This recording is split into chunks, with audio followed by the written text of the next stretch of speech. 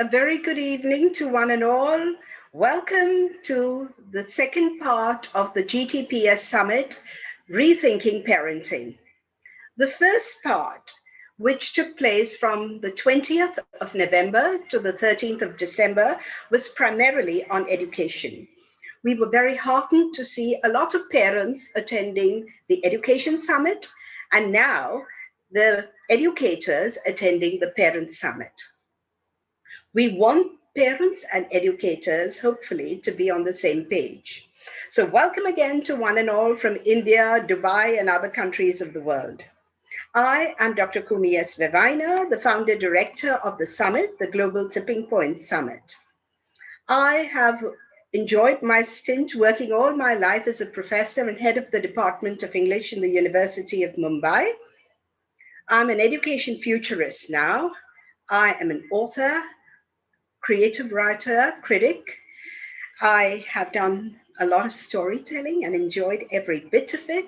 And most importantly, I see myself as a lifelong learner in the true sense of the word. So creating the summit has been extremely exciting to me. For this second part of the summit, entitled Rethinking Parenting, we've brought for you amazing speakers from all over. We've seen the inaugural session at which we had Sally Ann de la Casa from Dubai. We had Mr. Sridhar and we had Dr. Sujata Sriram. The session was wonderful and I received very heartening responses. Similarly, we began our academic sessions with Father Joe Pereira talking about addictions, Mr. Bittu Saigal talking about creating compassion and empathy in children. And today we have a fantastic speaker, once again from the UAE, Ms. Suzanne Rodricks, talking to us about nurturing creativity in children. We will go on with learning, parenting children with special needs, and that'll happen tomorrow. And the next week, we have an excellent person coming in from Singapore talking about cyber wellness and how we can really retain good relationships in cyberspace. We have Mr. Shraddhalu Ranade from the Aurobindo Ashram, a scientist talking about integral parenting, the scars of shaming by Ms. Mahera Desai, who is a main counselor at the Jaslok Hospital, neurocounselor. And we end with Mr. Mark McLeod from Australia, who's going to talk about creating awareness in children of social justice issues. So I do hope you join us at all these sessions. Very, very briefly, I would like to discuss the structure of this particular summit, which is designed in a very, very different way. As against traditional summits and conferences, here we have a speaker who speaks for 20 minutes, but this speaker and every speaker at the summit has been working intensely with 4 people whom we call the change facilitators. These 4 are going to offer training to anyone who's seriously interested in creating change. So as you see, marked in red here is a speaker. Around the speaker are the 4 change facilitators. And then we invite you, the audience, to fill in Google Forms and request to be part of the training. You will constitute the action group. We hope to take in as many as about 10 action group members. So if you are interested in a particular session, please go ahead and sign those Google Forms and jump in as action group members. Now, the change facilitators, each of them will provide training for 3 hours. 4 of them, so the entire training program is of 12 hours, and the entire action group attends all 12 hours. At the end of it, they will decide on their niche areas and decide which particular area they want to work in. They go out into the world, create their own groups, and implement the ideas that they have received from the change facilitators. At the end of the year, they will give us an impact report to tell us the kind of success that they've actually achieved. So, I mean, it's almost now a cliche to say, be the change to see the change, but in the true sense of the word. Let's not just talk about change. Let's work towards change together. A summit of this magnitude could not be handled by me alone. There have been 108 people who've been working tirelessly over months, and I need to thank them. But obviously, it's not going to be possible for me to thank all of them. I would like to begin by thanking my advisory board members, comprising Dr. Firoza Godrej, Mr. Noshir Karodi, Mr. Noshir Dadrawala, Mr. Sanjay Rastogi of Tata Trent, Dr. Shehnaz Kama, Mr. Yazdi Tantra, Ms. Debika Chatterjee, Ms. Rakhi Chabria, and Ms. Fiona Reynolds. We also have a very strong core committee, and the core committee is headed by Ms. Donna Reen, my summit coordinator. Donna has worked with me tirelessly from March 2019 when we first started talking about the summit. The others who have very strongly supported us are, once again, Mr. Yazdi Tantra, Deepa Soman, Mr. Milind Soman, Glenn Concessio, and Mr. Bhavin Shah of Education World and Parent World. We have partnered with Tata Trent, Tantra Tech, K Merck, Lumiere Business Solutions, Education World, Parent World, Penn Ultimate, Teachers Help Teachers, First Moms Club, and Wolves. The short video that you saw at the beginning of the session today has been created by Wolves. I also need to thank a whole lot of luminaries who have supported this summit. One day before the Education Summit began, His Holiness the Dalai Lama wrote to us saying, I am pleased to know about the Global Tipping Point Summit and its focus on improving the present education system so that our younger generation can become more responsible citizens of this planet. We have also received encouragement from the founder of the Isha Foundation, Sadhguru. Sadhguru says, we are touched by GTPS's initiative to empower the youth to be well equipped during these challenging times. And we are happy to share some quotes from Sadhguru to be part of it. We've also received letters of support from Lieutenant General Shokin Chauhan, recipient of 5 Presidential Distinguished Service Awards, Dr. K.C. Chowda, who is one of the leading psychiatrists in India today, Mr. Shamak Dava, internationally acclaimed choreographer, singer, performer, and entertainment director, Shri N, a spiritual guide, social reformer, educationist, and recipient of Padma Bhushan Award. Mr. Cyrus Brocha did a wonderful podcast with me, and so did Mr. Baman Irani. Cyrus is known to the world as a TV anchor, theater personality, comedian, podcaster, and author. And Mr. Baman Irani as a theater and film editor, voice artist, and photographer. Recently, Ms. Rageshwari Lumba Swaroop made a short video. Rageshwari is known to be a world-renowned motivational speaker, actor, singer, and author. We owe our thanks to many, many others. To our design team comprising Rhea Soman, Disha Upreti, Jahnavi Kulkarni, Rohan Signigka. Our technical team of Pezdan Charna, Ashish Kadam, Disha Poddar, and Neha Vatsala, who has done our social media work. Our organizing team comprising Shahrukh Vevaina, Dr. Nina Nair, Shalanta Mascarenis, Valerie Mendonça, Nagma Sheikh, Mustaq Sheikh, Madhu Nair, Gautami Ambiye, Dipti Mazumdar, and of course there have been many, many others. Thanks to one and all. And now I hand over the entire session to Ms. Tara Sharma, a celebrity in her own right. Tara is known as an actress, entrepreneur, co-creator, co-producer, and host of the famous Tara Sharma Show. And most importantly, she is a devoted mom. Tara, we're delighted to have you here, and Suzanne and the entire team. Over to you, Tara. Thank you so much, Dr. Vivina. Thank you so much, Global Tipping Point Summit, for having me here today. I have to admit, as the daughter of my father, Pratap Sharma, who I think perhaps instilled this love of performing and communicating in me, and as did my mom, I find online events, I'm still getting used to them, given that it's been a year of this. I still honestly love to see the people I'm talking to. So please, at the risk of breaking rules, please, if you feel like unmuting and saying something for the few minutes that I speak, please do, even if you want to make a little noise, because I just miss that physical interaction and seeing all of you. So I'm just going to have to pretend that I can see all your expressions.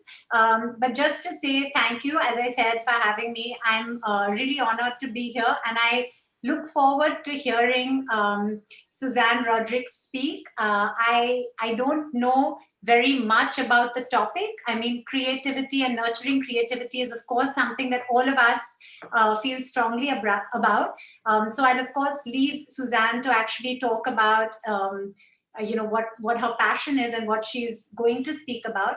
But Dr. Vivina kindly asked me to say a few words about what I do and why I'm here. So just to say that I've been doing a show. I create, co-produce, host, and write a show called The Tara Sharma Show, which I started about 11 years ago. It began as my diary as a mom. And I was an actor, or rather I am. But the truth is, once I became a mom, I stopped getting much acting work because I'm not some big superstar. And my dad always used to say to me, if you want to do something that doesn't exist, create it. And I thought I'm most passionate about bringing up our kids, and I'm no expert. I'm not a PhD like Dr. Vivina and others here. I did study at the London School of Economics, so I have a business background, and I'm acting film. So what can I do that can combine all my passions? So it began 11 years ago with me saying I want to be with our kids. I want to, really enjoy this adventure of bringing up kids, and perhaps share my learnings and the ups and things I may do right, things I may do very wrong, things that hopefully we're doing well or not. And that's how the Tara Sharma show began. And that was season 1 and 2. And then from season 3, it became a platform to discuss topical issues in the family space with a view to bringing about positive change. So I've been very grateful to have guests ranging from Virat Kohli talking about children pursuing their dreams and their passions, to parents of children with autism, Down syndrome, talking about raising children with special needs, to talking with someone like John Abraham about health and fitness. So we've had a whole range of guests, and I've really loved learning. And I think the reason that I was drawn to being here today is I love the fact that the Global Tipping Point Summit shares a lot of the values of what I'm doing with my show. And I think Dr. Vivina is right when she said this word of bringing about change or be the change. We use the word change a lot. And as a young mother, and I do feel that there are lots of things that we love about the world, and there are also lots of things that we'd like to change. I'm particularly passionate about saving our coast in Bombay and environmental issues, which frankly I've been more passionate about after becoming a mom. So I actually find there are a lot of things that get triggered in us, frankly, after being a mom. And what I find interesting is many people think, especially in the entertainment space, once you're a mom, you're going to not really work much. But I feel there's never been a time to be busier, because we are really shaping our kids as much as now that ours are now 9 and 11. And I think they're shaping me way more than I'm shaping them. But I think this whole emphasis on change is wonderful. And I think this is a unique summit where you have change facilitators, and you have a plan on how to implement that change. For people like me who do TV shows and build platforms of content, I think our way of bringing about change, I think, is raising awareness. But to see structured plans like this is wonderful. So without much ado, I'm going to read a little intro on Suzanne. My dad always taught me in the world of communication not to read from a paper. But the fact is that these are not my words. And this is a summit that I'm invited to introduce someone on. So I will just read these words because I don't want to introduce Suzanne wrongly. So Suzanne is an educationalist with 30 years of experience in the field. Suzanne began her career with teaching children with disabilities. And over the years, she discovered that teaching, particularly curriculum design, implementation, and educational audits were what drove her. She proceeded to work with aspiring teachers, schools, and managements to construct enriching learning environments for all learners. Empirically understanding how we as learners learn, how we construct our own understanding and knowledge of the world by asking questions, exploring, and constantly assessing what we know, how we reflect on our experiences, and how we actively create our own theories of inquiry is what she is most enthusiastic about. Seeking challenges, setting professional targets, taking risks in pursuit of bettering herself, she works with units that require most help. Currently, she is a member of the senior leadership team heading the process of change management in a British school in the UAE. The two key tools she is focusing on to facilitate the change are data-driven curriculum design and pedagogical practices, and building a professional learning community. Suzanne lives with her husband and son, who share the same curiosity and adventure for the unknown. Her interests also include theatre and reading, Visible Learning by John Hattie, and the 48 Laws of Power by Robert Greene are what you will find on her bedside table these days. So thank you so much, Suzanne, and we look forward to hearing on nurturing creativity from you. I think you're on mute. Got it. You know what? In spite of doing these so many times, one just remembers one forgets to turn on the mute and the muted and all of that. And so it happens. But thanks for that introduction. I have to thank Kumi, Donna, and the entire CCEM team for having us up here today.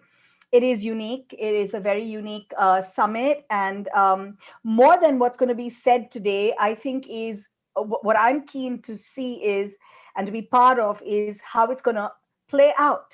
How we're going to get young people, especially children, how we're going to get families to join in making the world just a little bit better for each other. I'm not going to say big things. It's hard to make the big changes, but when you think about it, the big changes come in from the little ones. So I'm going to start. Is it okay that I share my screen now? Yes, sure. As I said, I'm a guest at being the anchor, so I'm guessing those questions are directed at the team. Yeah, anybody. I just need a yes. All right, and I've got to get into current slide. All right, so here goes. What you're going to find is a load of pictures that come from my real life. A good afternoon to everybody out there, all the mums, all the dads. Kumi and her team, Donna, thanks for being so persuasive. I'm a Piscean, so I can be pretty elusive. You know, we swim in all different directions, and I do that quite well, but y'all were managing to quite efficiently hook me in time and time again. I have to thank the very young, very talented change facilitators that are going to share this platform with me. Rachel, Kavita, Nikita, and Shubhra, thanks so much. And thanks, Tara. We don't know each other. And I know that some of those words were just, you know, sometimes pretty useless out there. But thanks for doing your best to trying to introduce someone you don't know. But I think we'll be able to join hands and look and see how parenting has changed over time and where we're headed with our kids. I'm a mom to everybody out there. I'm a mom first, primarily, and I'm a teacher. And I think when Kumi said platforms like this were to bring educators and parents together, I believe it. Parents are our partners in schools, and schools were my partner when I was bringing up my son. He's 19 years old today, going on to be 20. So it's been a long journey for me, a wonderful journey that, at times has had me want to pull my hair out and bang my head on the wall saying, oh my God, what is he doing? Journeys where, parts of it where I've had to bite my nails and get so stressed. But at the same time, allow him that space to just make that mistake, and he's going to make it, and just look at my husband and say, shh, let him, we're in the background. If he falls, we'll pick him up, but he's got to learn these things on his own. We're living now in a country that doesn't often allow my youthful son to have the life experiences that I had growing up in Mumbai. They were full of adventure. Oh my gosh, from skinning our knees while climbing mango trees, stealing mangoes from somebody else's compound, running around and playing hide and seek in, not really car parks, but just the little bushes that we had wherever we were. It's different for kids growing up over here. It's so much more, as I use the word, sterile. But in all of that, we've got to find opportunities to let children be who they are, because what stories are they going to have when they grow up? I want my son to have the same kind of stories, and even better, about the adventures of youth, getting in trouble with the cops. I have to say that softly because he's somewhere around. But allowing that to happen so that you use those experiences to solve other life problems as you grow on and go on with your life into becoming what we hope would be responsible adults. I don't know if I am that, but I just know I had the environment where I could spread my wings, make my mistakes, and grow as a child, as a teacher, and as a parent.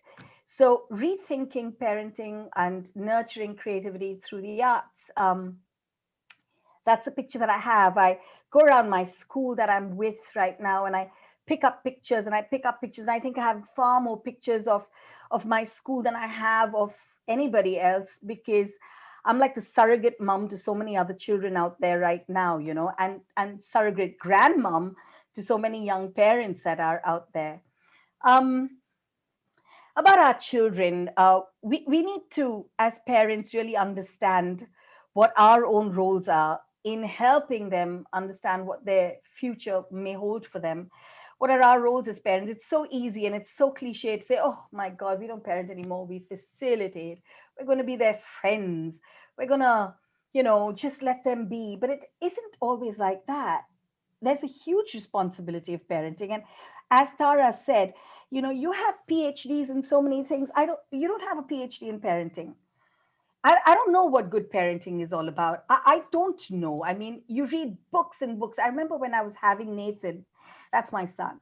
And I had Nathan after many years of being married. And, I really wanted to take on this risk about having a child. I at first I wasn't sure. Then I said, okay, risk it, Suzanne. You've risked so many things in your life. Have a child. Oh my gosh, it changes you. And all those books that I had, people kept bringing me books on pregnancy, books on being a parent. It doesn't work out that way. The only thing those books are really good for is stressing you out, because I would get stressed out and then I would just put those books away, put them in a shelf somewhere and say, I don't want to read it. Let me just learn to handle it. I mean, people have been having babies from time immemorial. They've not all turned out bad, right? They can't be all bad parents, right? I mean, and then those books helped me with inoculations and vaccinations and all those kind of things and keeping track of it. But when it came down to the meat and potatoes of parenting, the actual things that you do every evening with your child when he comes back from school or from college, or yes, still from work, I didn't have answers. And I needed to rely on best friends, and I needed to rely on experiences of people around me to say, you know what, Suzanne, it's going to be okay. And there have been many people in my journey to do that with me, my husband being one of them, many, many people. Of course, we disagree. And I think most families out there will agree with me that husbands and wives mostly disagree on how we bring up parents. They'll say something, you'll say something else. So with parenting, you do require, I think, a parenting counselor or something like that to keep a marriage counselor to keep that going. Um, I fluctuate between the word students and parents during my presentation because, like I said, I play dual roles out there. Um, but if you look at that top slide, which says, that's what our world wants. We want the go-getters. We want the thinkers. We want the designers. We want the people to say, hey, let's make the world a better place. Who's producing all those people out there? It's us. And in this journey of us helping our children be the out there thinkers, doers, the why notters of the world, sometimes the way we were brought up influences what we're doing with our kids. And in doing that, we might actually be taking away heaps of opportunities for our children, not necessarily to be the top of their game. That's not our game, but to be the best that they should be, just the best that they should be, and discovering how they're going to be that along the way. Can we all be creative? Can we all be innovative? Yes, yes, yes, yes. We all can be. How many of you have walked out of rooms saying, "Oh my God, I wish I could do that, but I don't think I have a creative bone in my body." I know I've taught teachers this. I know I've taught parents this. I know I teach children this. And after a few sessions, I'm not saying that I'm a magic master. Oh, no, no, I'm far from that. But I think what happens is that you just allow people to believe that there are parts of themselves and aspects about themselves that they never thought of before. And this whole idea about creative sometimes has such a magnanimous feeling to it that you don't realize it, that just cooking up something different is being creative. Opening up your fridge, mums, you know this out there, and those dads that are involved in it. You open up your fridge, you've got to cook a great Sunday brunch. And you know what? You didn't shop last night. Oh, heck, what am I going to give the kids? And you open up your larder and you open up your fridge and you open up your boxes and you whip up something and you turn it into a special. And everybody looks at you and goes, wow. And in your head, you're saying probably to yourself, I didn't do anything special. I just threw things together. But you know what? That's being creative. And so every one of us has that potential. But we've had years and years and years of believing that we haven't and that we don't. So we don't even try. And we might wind up moaning and whining and groaning about how to solve everyday life problems without even giving ourselves as parents the opportunity to even take a step out there and try it. And I think that's where we start changing first. I know these pictures look random. You won't find them on any platform. These are pictures of my home. I have a very sweet, small home. My home is made up of my children's contributions, my husband's contributions, my nieces and nephews, and what they do when they come to me, and a standing order. You're going to give me a birthday present. Please don't give me money, and please don't buy me another T-shirt because I don't need that anymore. Please make something for me. Just make it for me, and tell me that that's something that you made for me with love. And if they come to my home without making that something with love, then I have, as a teacher, enough of things around me to help them make something for me with love. And then it goes up on my walls and I celebrate it. And I think that for people who know me, that's what makes me happy and what encourages me to continue to do that. And I have a very close friend up here who also comes to my home. And what she does is she makes up my home for me for Christmas with me. And she makes up my home for me for dinner parties with me. And I don't need a present after that. So that little shelving thing that you see up there is my son's attempt at making and building. So he loves it. He dismantled something, broke it down, redid it, made a lot of mistakes. It's actually, the angles are actually a little shoddy and they're not all at right angles, but we cleverly put pots somewhere to hide the not right angles for any person who wants to tilt that photo frame back up to its correct way. I don't mind photo frames that are tilted. I don't know who said photo frames had to run at right angles anyway. I don't know who made that rule up, but I'm fine with it tipping over somewhere else. So that's Nathan's work of art, that beautiful wooden shelf, and he took trouble making it because, and the idea is not to put plants on it. The idea is as a home for my cat. So he built it as a home or a climbing tool for our cat that we rescued because he didn't have a space to climb once we took him out of the streets, right? The artwork are my kids, my son, my nieces, my nephews from all over the world. So all over the house, I've got representations of what their lives are, where they are in their life. I've substituted prints by having my children's prints. I don't want to have prints that I don't, who I don't know the author, or I don't know the printer or the painter. There's no point in it. It has no meaning for me. And that's my son's guitar in his room. And it's really messy. And I had to crop a lot of that picture out because it's absolute mess. But that's it. Children will be messy when they are creating. And I think as a parent, I've had to shut my eyes to mess. It wasn't too difficult for me because I'm a pretty messy person myself. I think my son's inherited all my genes. Sometimes I can understand how my mom felt with me. Most of the times I'm going, whoa, he's my child. And that's his guitar. And, I tried giving him classes. I tried having the structure in the day where he would, go to those classes and come out of it. And it failed. It failed pretty much like learning piano failed with me. I couldn't stick to that structure of that class. I found it hard. But when I left my son on my own, on his own rather, and the doors were shut, and especially during his GCSEs and his IGCSEs, where life was very stressful for him, or at any point in his teenage years where life started getting stressful for him, I'd hear that guitar.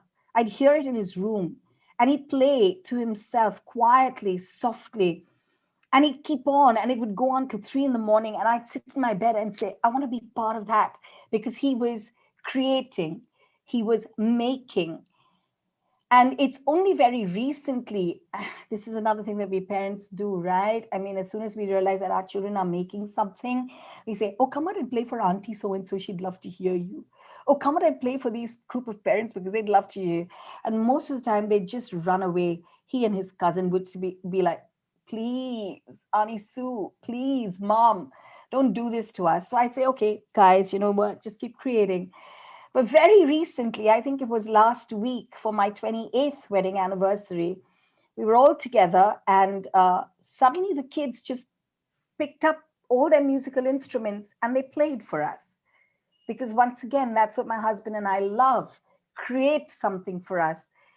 Don't give us gifts. And I think that's the feeling that we as parents need to nurture. Just do it because you love it, not because you have to. Do it because there's this rising energy that says, this is the time that I have to showcase something to the world.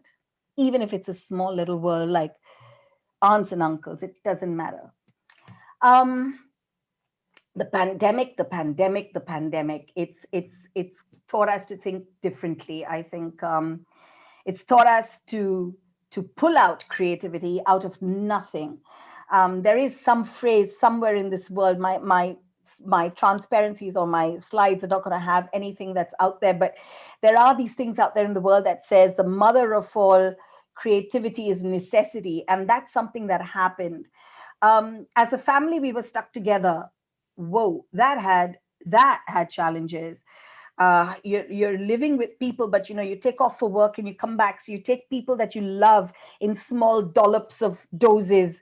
But over here, we were stuck to each other at the hip 24/7, 3 months at a stretch. It was hard.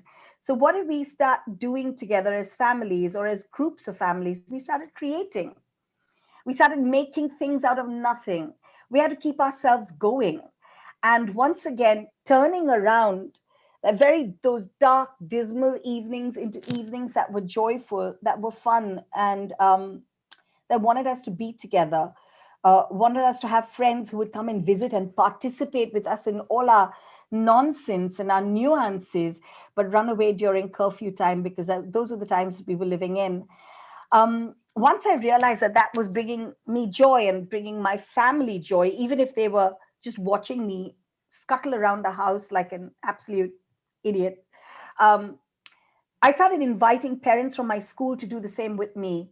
And instead of having challenges for children, which I said, let the teachers handle that, I started having challenges for mums and having meetings with mums where we would discuss our nail paint or our nail art. We were actually using things like permanent markers. I mean, it was crazy. It was crazy stuff because none of us had anything at home. Salons were closed. We would talk about how much of hair we had on our face suddenly because salons were closed and we couldn't do anything about it, or how our roots started showing up. And we started feeling comfortable with who we are. And I think we stopped shopping. Isn't that fantastic? So, as parents, I think very subliminally, if not directly, we were sharing these values with our kids. What's important is up here, and what's important is here with everybody around you. And that picture that you see up on the screen was a challenge that I sent out to my mums and dads. There was this rainbow challenge that emerged in Germany and then took everybody by storm, where people were putting out rainbow messages in their windows. And I said, hey, save the environment. Why are we using paper and pencil? How about making rainbow pictures out of things in our home? And we set up 2 weeks for when mums and families actually could get together to share their rainbow pictures with us. And well, it helped us in a lot of things. One, build up creativity. Two, use whatever you have in your everyday environment. Don't go out there and shop because you can't. Don't order from Amazon. Leave Amazon alone. Let them drop food and medicines wherever required. Get into your kitchen shelves. And it was amazing the kind of ideas that came up jointly by all the parents out there. And because the parents were doing it, their children started doing it too. This is a little picture of my school, one of the classrooms where progressive. We we talk about, we really respect the environment. So the teaching learning materials that you find in my classrooms, and they're a high-end school, yeah, but the teaching learning materials are all made by kids and by teachers. So you'll see the use of cardboard boxes everywhere in our school. We don't have notepads, the plastic notepads with the little clip thing. We use cardboard boxes for that. We just cut cardboard boxes up. So sometimes creativity is not necessarily making something really beautiful like this. It's just about supplementing what you would have bought by conserving the environment and conserving your energies and conserving your money, and making full use of what you have. I don't have a picture of it. I'm very silly. I didn't take a picture of this, but 2 weeks ago, when my other nephew was in, he's 14 years old, he built a little home AC screening thing that he pushed into my door out of a big box that we had. He cut it out. He made holes at an angle, slats at an angle, so that the cool winter breeze could come into my home without my cat running out onto my balcony where he can jump from and leap from. So using things to help you solve a local problem is what we're doing now in our little units, whether it's at home or whether it's at school. Be prepared for the mess. We have blocks in school, like all schools have blocks, but we don't put the blocks away. Not because we want the children to put the blocks away only, but we believe that creativity is work in progress. It's going to keep happening. I don't know if it happens with you. Do you make something and then you look at it, you ponder, you go back and change it, you look at it, you ponder, you go back and change it, you look at it, you want to pull your hair out, you want to throw something somewhere, but you go back and change it. It's a whole process. And if that process has to be nurtured by teachers and by parents, then we've got to let those workshops be. Clean around them, blow the dust off, vacuum around it, but let it be. Children need space and time to be able to come up with a product that they are really proud of. I think when I was growing up, my dad, I loved him to bits, and wherever he is right now, I don't know where he is, but hopefully he's proud of everything that we as his children are doing. But I do remember every holiday I'd come back, I'd paint these beautiful pictures, and then I'd come back and I wouldn't find my pictures. I'd say, Dad, where are my pictures? Where are my shells? Where are my stones that I painted? And he'd say, oh, I thought it was junk. At that point I'd sulk. Today I say, well, he didn't realize it, but it was creativity in progress. Um, and I don't want to do that with the kids that I work with right now, either my own or at school. I like the mess. Let it be. As long as it's not dirty and it doesn't have dust mites, it's absolutely fine for me. And I'm sharing this with parents. Oh, okay. So there are a lot of us that believe that, oh gosh, that's just a waste of time, guys. Don't stop. Don't doodle. What are you doing? You're doodling. Oh my gosh, she's painting again. Oh my gosh, she's hiding under her books again, storybooks. But we applaud those children who spend hours learning reading, hours learning math, hours learning science, and we tend to believe that those are the children that are more intelligent. Well, guess what? Creativity requires intelligence too.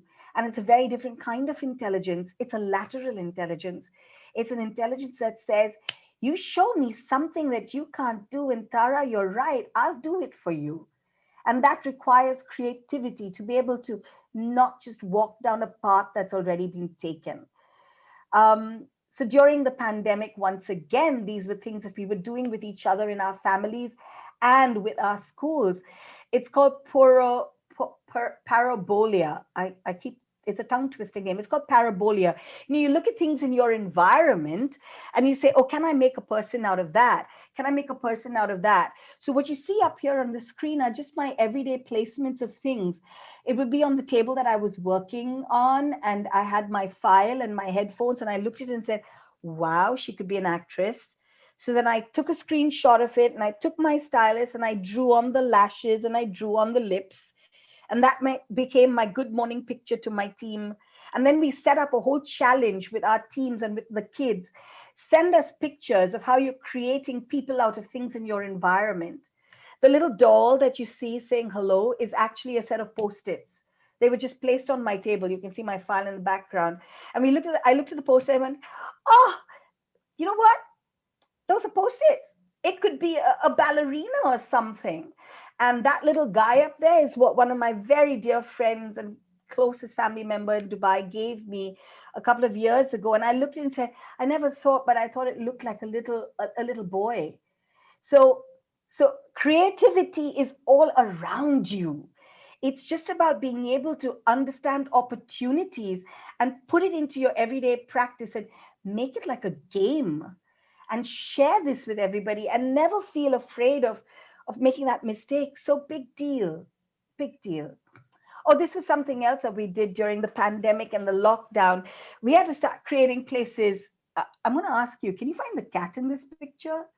There's a cat in this picture. If you look very closely, there's a cat in this picture. And that's my Taz, yeah. And he's the sweetest, most ridiculous cat you could ever find. He's a biter, he's a fighter, and he's very playful. Remember, he was picked up off the street, so he's pretty feral. We needed to create toys for him, but we couldn't go out so that he wouldn't bite our feet, basically. And he'd stop making our bodies look like battlegrounds. They look like battlegrounds today because of him. But so here goes. We went into our cupboards once again and we found an old work suit. And we found some gloves that we use in the garden, and Taz found a new tunnel to play with. So set it up as what I called for this presentation, a family solve a problem by constructing time. Choose weekends to do it. Choose weekdays to do it. You have a problem at home, let's solve it. But solve it as a family. It's fun. And then we celebrated our success, and it's fun. To do that, you got to do away with these words. Okay, it's always been done like this. This is the way we've always done it. Oh gosh, you're doing it that way. This is not going to be right. there is one and only one way of solving any problem. I beg to disagree. There are several ways to solve problems. It's just that we don't know about it yet. And we're too afraid to try out something new. We're too afraid to let creative dissatisfaction creep into our lives because we don't know the answer. And I think as people, right from school, we have been trained to always find the answer. You're a student in class, thankfully, in school, I was one of the world's worst students. And I'm so grateful for being one of the world's worst students. It allowed me to think differently. If I was that A-grade student, I probably wouldn't have found ways to cope with learning that was so hard for me.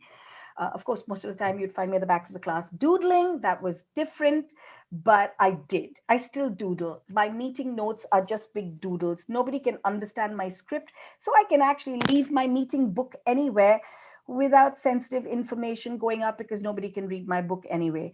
So it works. Having terrible writing works. Having only doodles in the form of minutes of meetings actually works. It drives my bosses insane, but it works.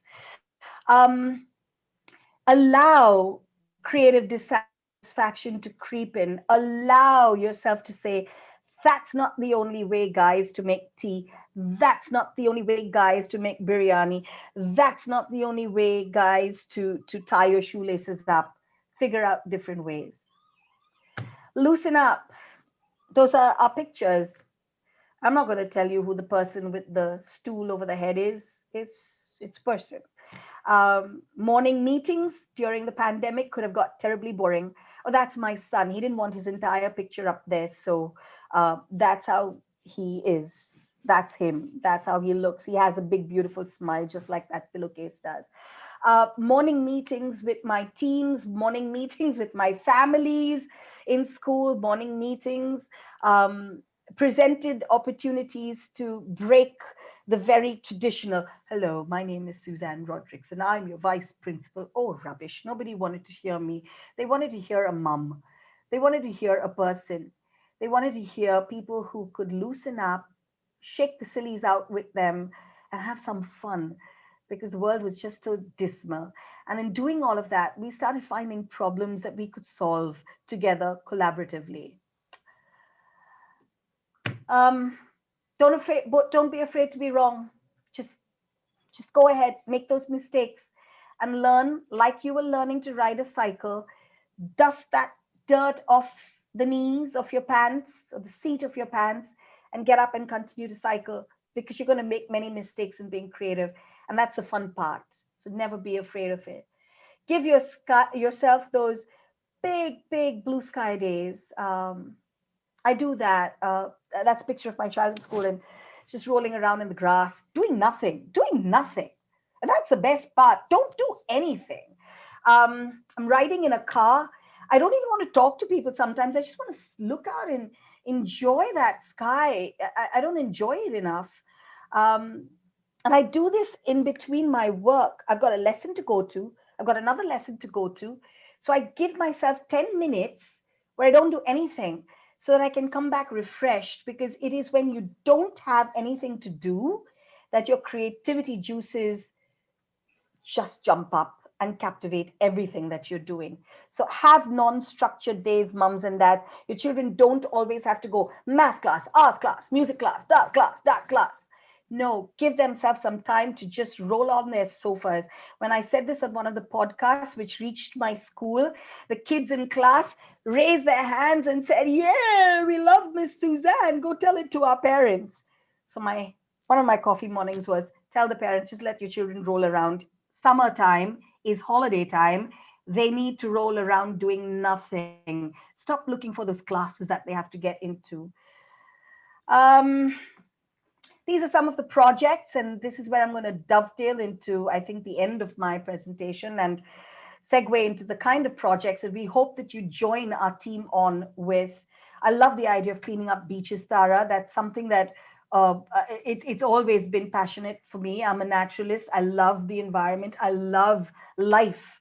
And get our children to ask what they can do for the environment, because we're dead and gone. we'll be dead and gone soon, but it's their world and they're inheriting what we do and how we're messing it up, and that's not fair to them. So these are some of the projects that my kindergartners got into, right up to grade 2, early years. It was Save the Baby Beluga Whales, where they made their own paper. They saw baby beluga whale choking on some video and they said, oh, and we decided to make our own paper in school. So they make their own paper that they work on. Save the Clarion Fledglings, that's the school that I'm in. And there was a little nest, and now the kids are making windbreakers so that the nest doesn't fly off. It's not part of their curriculum. It just happens. And that's what home is about. Make an eco play tent because they wanted to go out and play in the hot, muggy summers of Dubai, and they couldn't. So an eco play tent, and make a homemade AC because we kept saying, save the environment, turn the ACs off, save the environment, turn on the AC. So they decided to make their own AC. It was really cute. They Googled and they found plastic bottles that could do it. I'm going to end with this. I love this picture. Creativity is all around us. Place yourself there and create something new. Create something different for your kids, and be with them doing it. That's the joy. That's what imagination does. And it takes you to places that you've never been before. And that's our new reality. Let's imagine it. I think I end there. Thanks for your time. Thanks for listening very patiently to me ramble on about my family and about my work and about me sometimes. I wish you all really well. I wish you a safe life right now, and happiness and joy in everything you do, and make those mistakes. Go ahead. Thank you. Thank you, Suzanne. That was a delightful, spirited presentation. Thank God you didn't give us more of theory. We had theory coming out of our years on creativity and other things. Your personal accounts made it so powerful for me personally.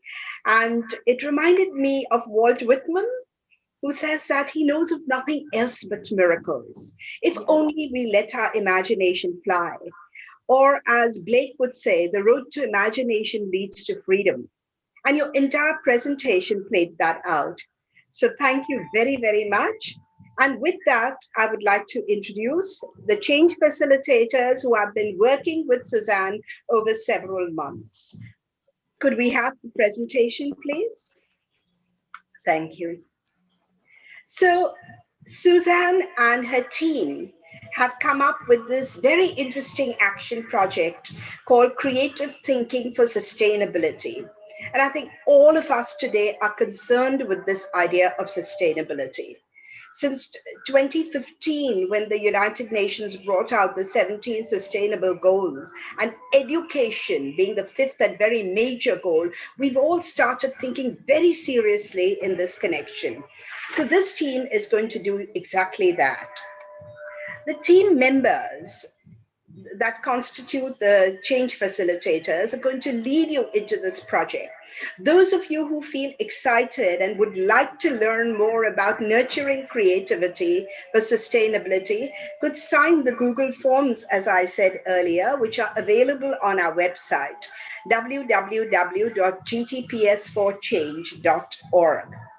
So please sign up the forms, and here are these lovely change facilitators who are going to lead the way. We have Rachel Bars. Rachel's passion is twofold: to enrich students' learning experiences and to empower her teaching colleagues to achieve the best they can, which is why she has made a seamless transition from teaching to leadership 5 years ago. Welcome, Rachel. I'll introduce the others as well. The other change facilitator is Nikita Mehta. Nikita is a passionate teacher, educator at the SIES, Institute of Comprehensive Education in Sion, Mumbai. She has a very positive attitude that endeavors for lifelong learning. That's Nikita. The next change facilitator is Shubhra Irani. Shubhra is a winner of the EduStar Awards. She is an early child educator and head of the pre-primary section at the JBCN International School in Borivali. She is also an artist, singer, and dancer. Welcome, Shubhra. And our fourth facilitator is Kavita Krishnamurthy. Kavita, she believes that creativity, along with an open mind and hard work, will help her achieve goals towards perfection, touched with a zest of fun. I think this is very important, fun and joy, which are her mantras to life. She is a faculty teacher educator at the SIES Institute of Comprehensive Education Science. Welcome, all four of you, and over to you, Rachel. Thank you so much, Dr. Vivina, for such a warm welcome. And thank you, Suzanne, and everyone here. It's so amazing to be part of a project like this. And I am absolutely enjoying it. So I will not take any more of anyone's time. I'll quickly get to it.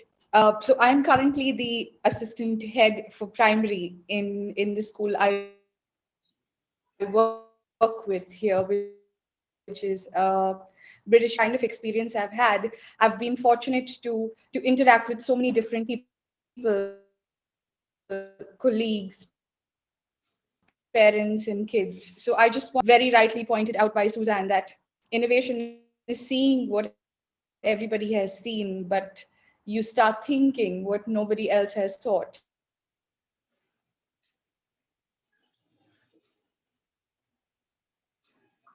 And creativity plays largely into this.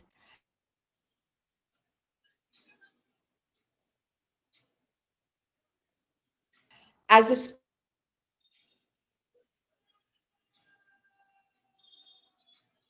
school, as a team, but it needs to continue at home. So for the we are here to handhold and support. We are very keen on bringing sustainability as into. How do we do this? We have problem-based learning in school. The kids bring in these boxes, they bring in water bottles, they bring in cardboard, and we create opportunity for them to be able to showcase this creativity.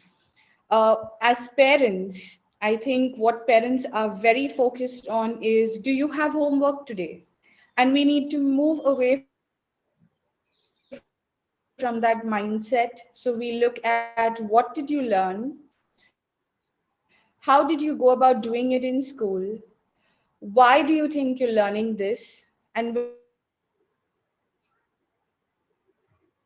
when you had a problem, how did you solve it? And when you had a problem, how did you solve it? Process and the mindset of change, it starts you there. And as educators, as facilitators of education, as parents, we need to be doing this for our kids. At home, as parents, what can we do? Use your everyday household items, your the classic dabbas and the lids and bottles, and have your kids play with that. We are very quick to go and buy things and give it to them, but I think we need to stop. We need to allow them to build what they want to play with. Uh, like Suzanne said, have your family time, do your projects together as a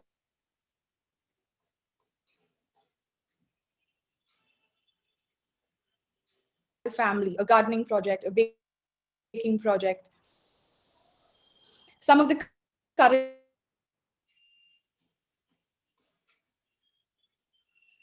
the different projects actually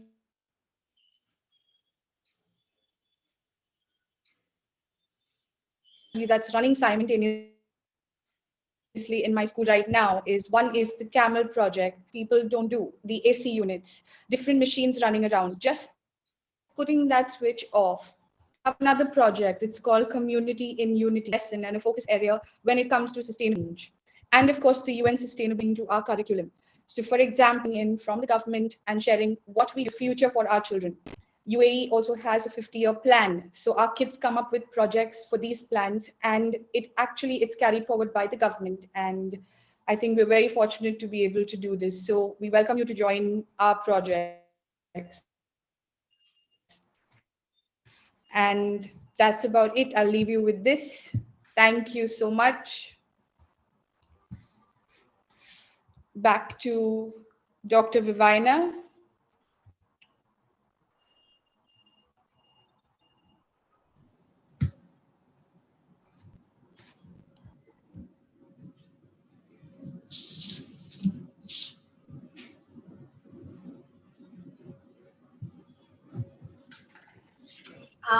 I think is this the cue for me to Dr. Vivina? Yes. Each one can now take over from the other. You pass the baton to the next person. Nikita, you may start. Okay. Yes. Can you all hear me? Yes. Yes. Great. So, hello, everyone. Very good evening to all of you. Firstly, I would like to thank Dr. Kumi and the GTPS team for this wonderful opportunity.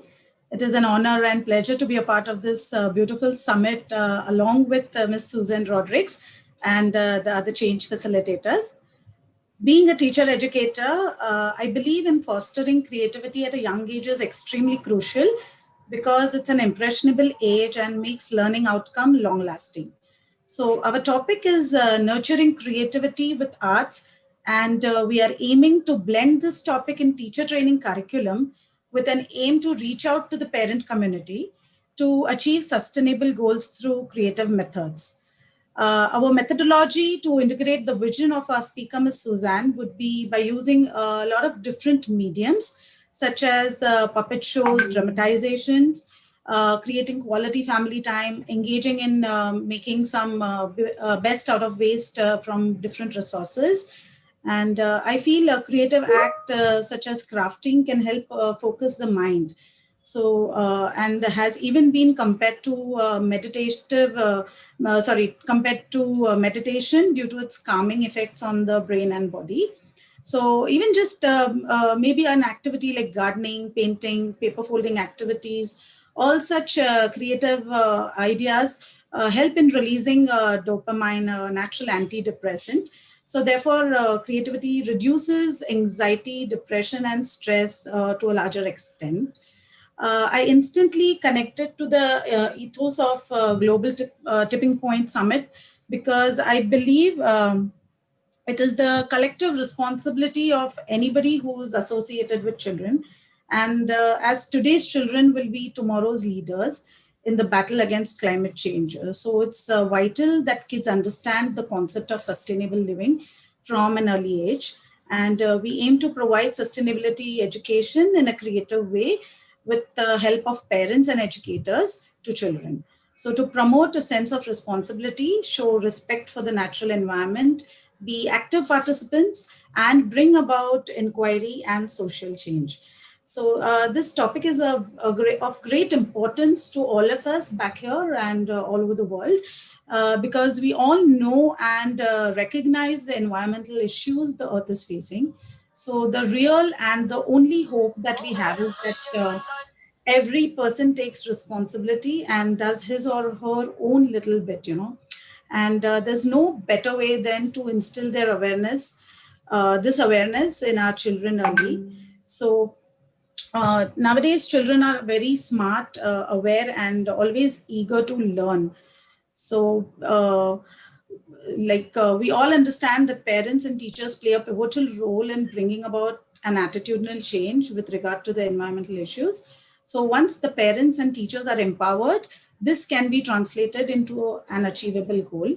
So we hope to bring about environmental awareness as well as give children ideas on how they can help to reduce the harm being done to the environment with help of their parents and educators. So we have curated a very engaging and interesting plan of action, which will not only have fun activities, but will also focus on sensitizing children to the issues we are facing to help save our planet through this process, foster quality parent-child time together. Thank you so much for listening patiently. I would now like to pass the uh, if Shubhra can join in, please. Yes. Thank you Good so evening, much. everyone. Thank you, Nikita. Thank you all for joining us today. And I'd like to thank Dr. Kumi and her entire team, Ms. Suzanne, and all the co-change facilitators for contributing in this program together. I'd just like to share my screen.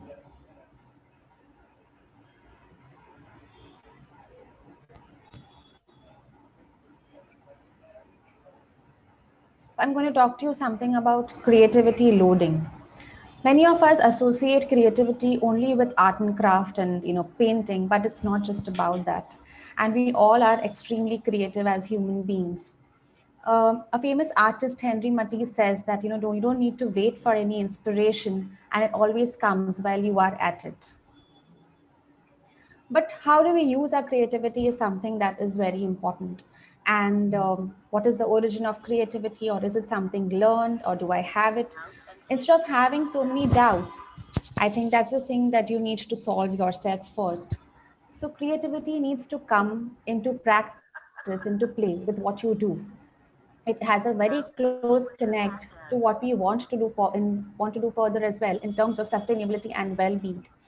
I think through this pandemic, we all have gone through our ups and downs, and we've all realized the importance of not just touching upon the tip of the iceberg, but it's what lies beneath us which plays an important role. So, how we can inculcate creative ideas with well being and sustainability for the future is something that our focus should be going forward. Dr. Seuss says, think left, think right, think low, and think high. Oh, the things you can think up if you only try. So that's what we need to do. Creativity always comes through imaginative thinking. And that's the exploration, that's the expertise that we need to give our learners.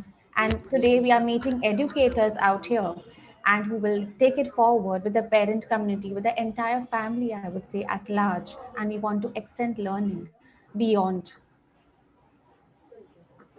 How can we club creativity with sustainability and conserving the environment?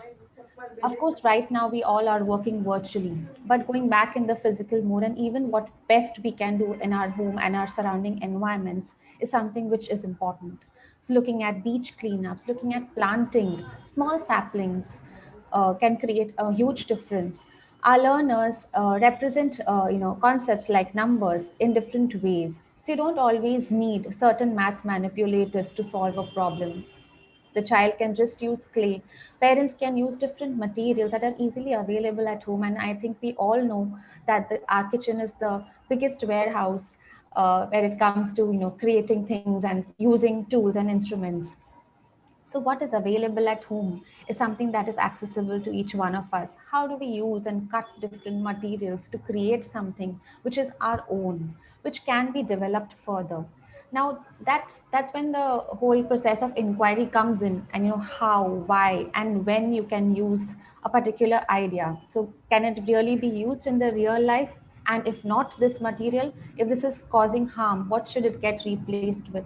That's what we want the families to think about. And it is our responsibility as educators to take learning beyond our classroom, extend it to the family members, and they can further take it beyond. Here comes the role of the family. So the family is the one of the main teacher, or I would like to say, for each and every learner. It's not only the parents, it's the grandparents, it's the extended families. Everybody plays a very crucial role in the physical well-being, social emotional quotient, as well as creativity. When parents work as partners and collaborate in enriching learning, a continuum will be built for sustainability. Tomorrow, when we move back to our physical world, it'll be a huge transition for each one of us, as well as for the learners to move from the virtual to the physical zone. But that's when they will actually practice what they have learned over this period of time, and we want everything to be smooth. That is the meaning of continuum, and that is what we hope for to build with the global sustainable goals. Opportunity is something that needs to be generated, needs to be created, and if every person becomes a powerful resource to continue and pass on the learning as well as provide valuable contribution. I think that we all can achieve the best that we need today as well as the future. So do join us in our action plan. Change is hard at first, yes. It is messy, and messy is creative. Believe me, I have mess all lying all around always, whether it is at home near me, just near me, or it is at my workplace. Because they also say that creative people don't have mess lying around, but they have ideas lying around in front of them. To bring about a transformation, let's start with the smallest possible thing that we all can do, and of course, move towards the larger goal of sustainability. Thank you all for listening to me. I'd now like to I'd now like to request Kavita to take it forward. Thank you so much.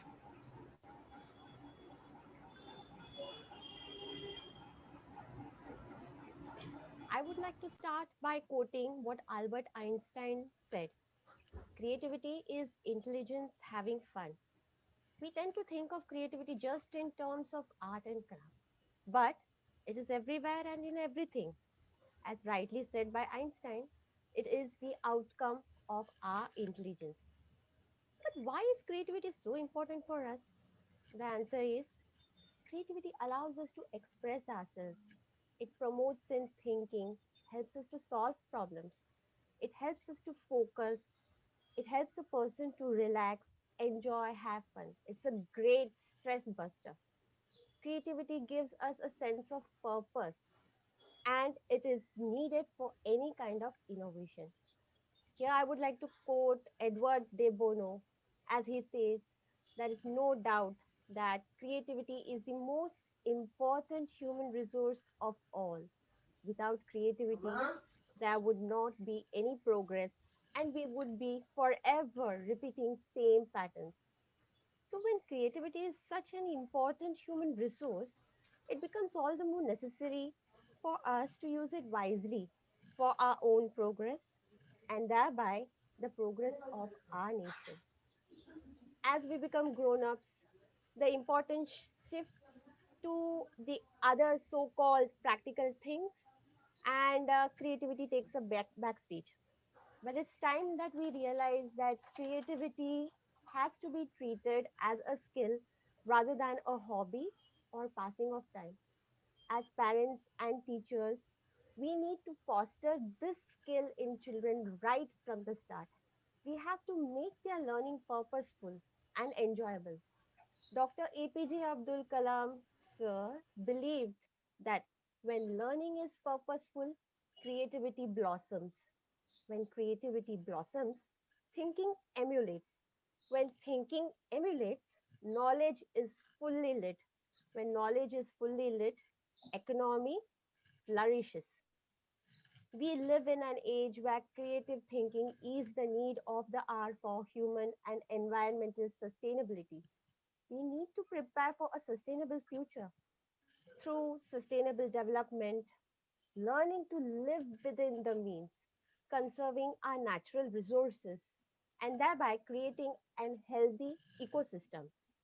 If we have to prepare a sustainable future, we cannot be using the available resources as we have been for generations. This is where we can develop creative thinking using our creative resources to come up with a purposeful and productive solution. The parents and teachers play a very important role and part in contributing to this process. They can start this chain reaction by becoming role models for our future generation to follow. So, our training module will provide us an understanding of different ways and means in which teachers, parents can use their creative thinking to bring about an awareness of the situation we are in. Use creative ideas to come up with solutions to the problems, and practical use of these ideas to set an example towards bringing change. So, um, my colleague Nikita Mehta and me, we would like to cascade the learning through our teacher trainees and teachers who would then further take it to the parents. So that is the whole idea that we have in mind. So Maya Angelou has rightly said, you can't use up creativity. The more you use, the more you have. So why not use this resource to develop a future generation who can face all the challenges while meeting their own needs? Finally, I would like to conclude with a quote by Albert Einstein. Creativity is contagious. Pass it on. So I would request parents, teachers to spread creative thinking for sustainability by signing for this project as action groups. Thank you so much.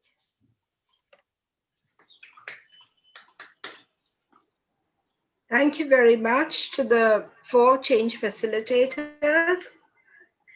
The action group members will be doing one project and 4 aspects of it tackled by the 4 facilitators. If this is interesting to you, please sign up. The action group members will attend 12 hours of training and then decide on what really interests them. So you will have an extremely rich experience working with these 4 ladies. Thank you, and over to you, Tara, for the Q&A session. So firstly, before getting to the Q&A, I would just like to say thank you, all of you, Suzanne and all the facilitators, the change facilitators. I think it was extremely interesting as a young mother and as someone who I think was lucky to go to a school, United World College in Italy. I was on scholarship there after being in Bombay International. In fact, all my schooling has had a huge emphasis on creativity, and being the daughter of an author and a playwright and someone who was known for his voice, my dad, Pratap Sharma, and my mom, who's an artist and from a creative space. She writes, and a family of books. I grew up in a creative atmosphere, and at the risk of being devil's advocate, I'm just going to say one thing before opening it up for the questions, which we have quite a few. You know, as a mother, and because I have a show where I've talked to, I think now about 70 guests from all walks of life, and the topic of passion and following dreams and practicality and creativity comes up often, I have to say that I like the fact that Shubhra and Kavita spoke and started their talk by saying creativity is not only art. And the reason I say that is because, you know, I was very academic as a kid. I got the highest in my school in the ICSE. I mugged, I did the system, I achieved, I went to the London School of Economics, I went on a scholarship. I always thought of myself as not creative compared to the rest of my family because my dad was an author, a playwright, you know, my sister wrote beautifully, my mother paints beautifully. So I always thought of myself not as a comparative thing, but I was sort of the academic nerdy one. And, you know, and then we were kind of not, no one did it to me, but I feel that there was an element of boxing oneself in to being the academic. So when I decided, and I always knew I wanted to act, but when I decided to leave a job like Accenture in England where I was working, to dance around trees, I actually said, if I don't dance around trees now, I'm going to regret it. And so I made such an immense switch that at that time seemed such a shock. People were like, oh my God, London School of Economics, and now you're doing this. How can you waste that? How can you do this? And I was so grateful that my parents always said, anything you do is an education. Anything you do is creative. Sitting at your desk at Accenture, looking out at the clouds and deciding this is not for you is a creative decision. You know, figuring out technology, working on video games, learning how to make money, it's creative. And the reason I say it is because as a mother, I'm a big believer that passion has to go with practicality. I love acting. I acted till a point that it was practical. Now, even when I laugh and say to the kids, oh, I wish I got these big roles, and my colleagues, you know, I started acting class with Priyanka and John, and look at them. And then I'm like, you know what? Without being over philosophical, success is subjective, right? Creativity is subjective. What is success to me may be different to someone else. For me, the balance of being with my family, having a certain amount of ambition. When I talk about saving the coast, I didn't mean beach cleanups. I meant as an activist fighting the coastal road and the reasons that I think it's not okay. And I meant actually doing what works for you. So I think my biggest learning in these years of doing the show, and I'm not an academic, and I love being in talks like this because I love learning, and I think that's what's so wonderful about this. One of my biggest learnings is each to their own. And each to their own in the true sense for everyone. Creativity is so important and it means different things to different people. And a child who's super academic and just loves his math and he's equally creative. And I emphasize it because I wasn't the arty one who could paint amazing pictures and all. Until today, my friends laugh and say, "Oh my God, Tara, did you just make a TV show? I mean, you were that nerd." And I'm like, yeah, because maybe I'm a little creative. You know what I mean? So, at the risk of sort of stepping up for the nerds and the non visibly arty looking people, creativity is in all of us, and I think it's each to their own how it manifests. So on that note, thank you, thank you, thank you. You guys helped me to see the creativity in myself. And there are wonderful questions, and I know there's also a time limit. So I've been sent some questions which I'm going to ask.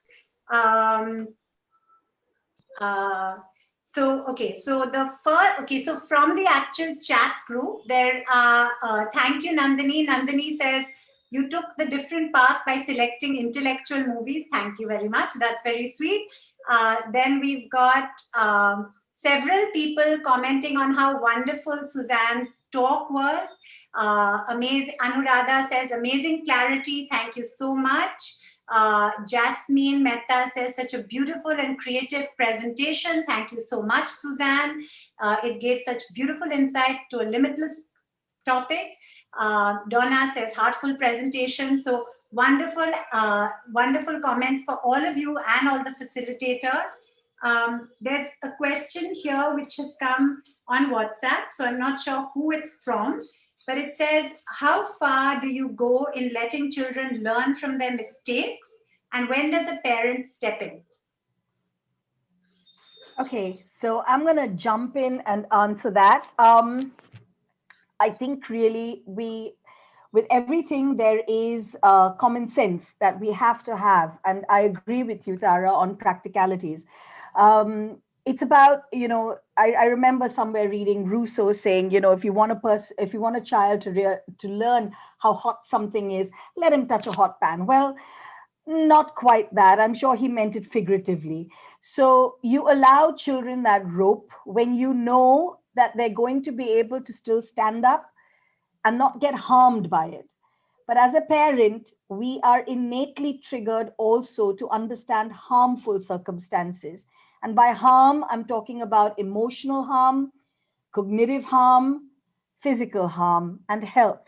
So allow children to explore their environment and make those mistakes, but at the back of your head. And that's what I said when I told my husband, we're going to stand at the back and catch him. We're not going to let him fall down to the pavement and smash his brains out, figuratively speaking. We're going to catch him as he starts to fall. The ability for parents to get children to fail is very, very important, because with every failure comes another little door that opens that says, I can do it better. I failed, I can do it better. My son failed his exams once, and I felt bad for him. I felt miserable. And I started blaming myself. Damn it, I wish I'd set that schedule up. Damn it, I wish I'd been one of those mums who sat on his head. But then I sat down on his bed and I said, how are you actually feeling, honey? And he looked at me and he said, you know what, Mom, it's happened to me before. I'm going to survive this. You know that. He's come out brilliantly strong with his subject. So Tara, I get what you're saying also. He's not a nerd, but yes, there's that marker of having to do the best you can. So that's my answer to you. There's no cutoff. I think it's about common sense. Absolutely. I think that's wonderful. And I think often the kids give us that common sense. I find myself sometimes saying to our kids, like I said, who are 9 and 11, piano, as you said, for me, subconsciously, I associate creativity with music and art and painting. And if I'm honest, I'm not very craftsy and artsy. And I have there lots of mothers groups of creating and without being gender stereotypical, our boys are more into the football and all. And it's not a gender thing. In lockdown, I've become really good at football. We had no option but to play family matches with the four of us. So the creativity hasn't come in doing art and craft, which a lot of my friends do, but it's come in like kicking the ball and, becoming better at that. So I think the kids, and they laugh and they sometimes say, but Mama, you're not good at making that paper bird, so let's just go kick the ball. So I think it's nice when kids also give you that perspective. So that's wonderful that your son found that within him. The next question we have is, how do you allow mess in the process of being creative when you live with others, especially in families that are joint families? Oh gosh, interesting question. It's similar to how do you allow mess in your family when your partner or your husband doesn't believe in mess. It's as good as that. Well, I think what we could do is what we do in our schools. School classrooms are never big enough, never wide enough. And while I don't live in a joint family right now, I'm going to use that as my background for the answer, and I hope it helps. And any of the facilitators can help in at any point. But what we do in our classrooms is that we assign spaces. So if I put a little tape down on the floor, I'm being practical now. If I put a little tape down and my room is being shared by 4 children and my child wants to make a mess, I'll say, sweetie, this blue tape is the place you're going to make your mess. The minute one little straw or paper falls out of that blue tape area, you're going to come back and pick it up and put it away. And if there's a problem behavior with that, you're going to get into restorative justice, which is change everybody else's bed sheets also. So I think it's about assigning spaces for kids. And the same thing goes with cognitive space. I have a book. My child wants to draw. I can't draw over his notes, or he can't sing out of place, or whatever it is. Assign a space for it to happen. And I think that's one way you can be practical. That's a great point. I think, as you rightly also spoke about, suddenly lockdown has changed our lives. We've all been together a lot. I'm an eternal optimist. So much as I've seen, of course, heart goes out to people who really suffered. I really choose to see the silver linings of lockdown. And I do think bonding, learning about each other, and frankly about each other's space, getting to know each other as a family, I think these are all the silver linings. Yes. And yeah, lots of shouting and screaming and all that also part of it. But I think those are, I think, positives and respecting each other's space. So I know you said you have to leave at 5:30, but there are a couple more questions. So would you like me to take those questions, or should we get to the closing? I think just the questions, I can just say them, and then if they're very quick to answer, maybe you could do that and then get to the thanking. How do you get kids to understand the purpose of the learning aids they make? That's one. The other one is, how do you instill a certain degree of discipline if children are just left free to do what they want? And the third is, can every kind of wacky idea be called creative? Those are the questions. Then we'll be having Ms. Shalanta Mascarenas, senior teacher of English at JBCN International, give a vote of thanks. Okay, so 3 questions over there. I don't think I'm going to have time for all, but I respect each question, and each one has got value in itself. I'm going to take the last one, not because I don't remember the other 2, but I'm going to take the last one because it's quick. For a behavior to be considered creative or especially innovative over here, besides being original and fantastic, coming from the word fantasy, it has to have value. Now, where does that value come from? There are several yardsticks that you can measure creative behavior against in terms of its value. One, it's to yourself. Does it have value for you in your little world? 2 is to your society that you live in. Does it have value to you and your community that you live in? Or a problem that it can solve? Basically, it's about solving those problems. And the final yardstick is, does it have value to you and the world, the larger world?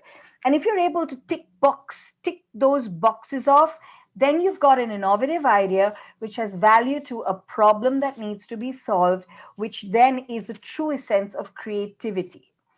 I hope that makes sense quickly. That's very interesting. And that kind of also helps answer my question of passion and practicality. Yes, So yes. there's an element of having some purpose, as much as it's great to just let your Yes. mind go. I think I get drawn to this often because I feel like life is also about practicality. We need Yes. to earn Oh, money. yes. I find myself saying this to our kids often, that Yes. I chose to act from Accenture, but I always made sure I also paid bills. And that to me is important for kids to learn quite young, because I think there's an element in this new IB way of learning, which is amazing, inquiry based. And I love it. I did the IB, our kids are doing it. But I keep reminding them that practicality has to go with it. Absolutely. Because eventually in life, you need that. Especially in the new age where we are all working and we're not like relying on husbands to support only. Sure. Yeah. So before we come to our vote of thanks, we've got Rachel saying a constant flow of communication with your students' children is absolutely necessary. We underestimate the ability of young children to comprehend. We need to step back and give children credit for what they are capable of. I think that's really a wonderful thing to say. I think they teach us often more than we teach them. I'd quickly like to give a actually practical solution that one of our learners from school came up. In fact, it's not only about creating something. I think it's also about the idea. So just living at home, I mean, the child had a sibling, and who was very small in the cradle, and he knew that my mom is busy in the kitchen and can't cater to him every time that he cries or whines. So he came about with the solution that could there be some electronic device that my mom could just press a button and the cradle would rock. And that was a part of the innovators convention, and actually a prototype was then further built in. So I think it's also about the idea and not how children can definitely give their ideas and thoughts. It's not always about transforming materials. And yeah, wow, amazing. Absolutely. Creativity, I think ideas is a huge part. Like as we were saying, it's not just art and craft, it's ideas, it's Yeah. so many things. Quick few more comments and questions. There is wonderful session. Shweta says, thank you experts for your valuable input. Sonal says, that's a wonderful idea, Suzanne ma'am. Sorry. Okay, so the last few questions which are here on WhatsApp. Sorry, I'm very used to moderating my show and doing lots of lives. So this is when the creative journey of lockdown has made us reinvent. I think reinvention is a very important word in a topic like creativity.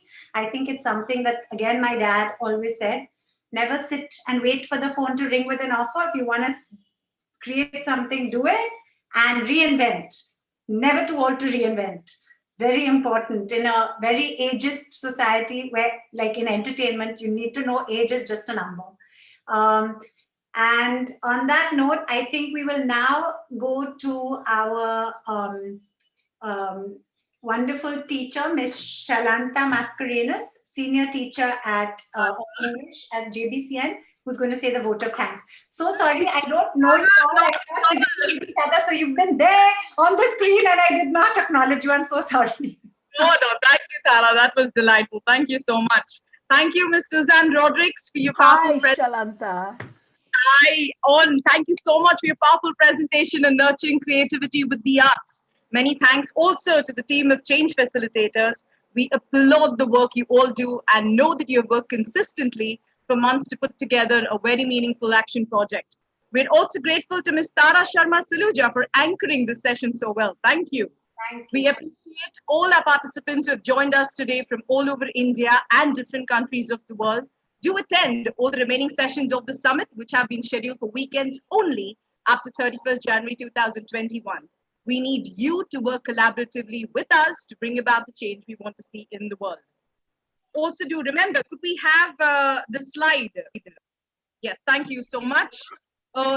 Please remember that the Google form for the action project is available on our website, gtpsforchange.org, and we are immensely Grateful once again for all the change facilitators and Ms. Suzanne Rodricks who are going to lead the action project. Ms. Nikita Mehta, Ms. Rachel Vaz, Ms. Shubhra Irani, and Ms. Kavita Krishnamurthy. Do remember to join us tomorrow from 4 to 5:15 p.m. on January 17th. On the session, It Takes a Village to Raise a Differently Abled Child. It's going to be conducted by Varsha Makija, a clinical psychologist, founding member and co-principal of the Gateway School for Children with Learning Challenges. Tomorrow's session is also going to be anchored by Raki Chabria, who's the founder of Teachers Help Teachers. The link for the summit is the same for all the sessions. If you do not receive the link, it's available on the homepage of our website. Do remember to like and follow us on our social media handles, Instagram, Facebook, Twitter, and YouTube. Until then, stay safe, stay happy. Thank you.